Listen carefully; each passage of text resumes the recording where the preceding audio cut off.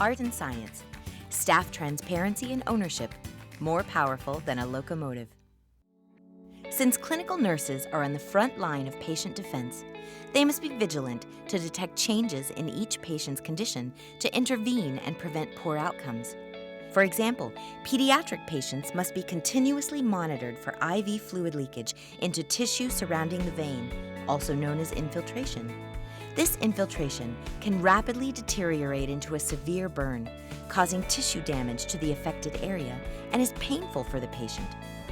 The Cook Children's 6 North Unit is a short-stay observation unit that serves as an extension of our emergency department. Due to ED volumes and the nature of being a short-stay unit, patient turnover on 6 North is fast-paced. A high volume of patients with IVs, combined with a rapid patient turnover cycle, creates a high-risk environment for IV infiltrations.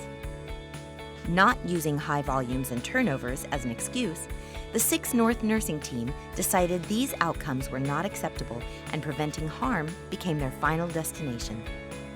The staff members of 6 North elected to participate in a root cause analysis of every infiltration. A root cause analysis tool was then adapted to use specifically for these events. Also, the nurse managers and clinical nurses collaborated with the vascular access team to discuss strategies to decrease infiltrations on their unit.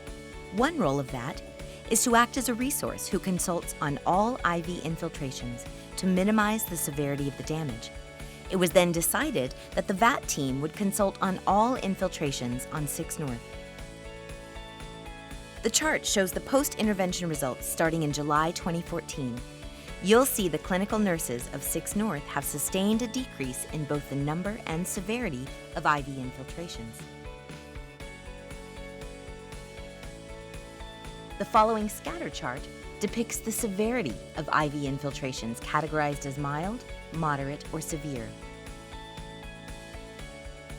Since July 2014, there have been 0 severe infiltrations and only 4 moderate infiltrations. The outcomes reflect how staff ownership, transparency, and collaboration are very powerful in patient care, maybe even more powerful than a locomotive.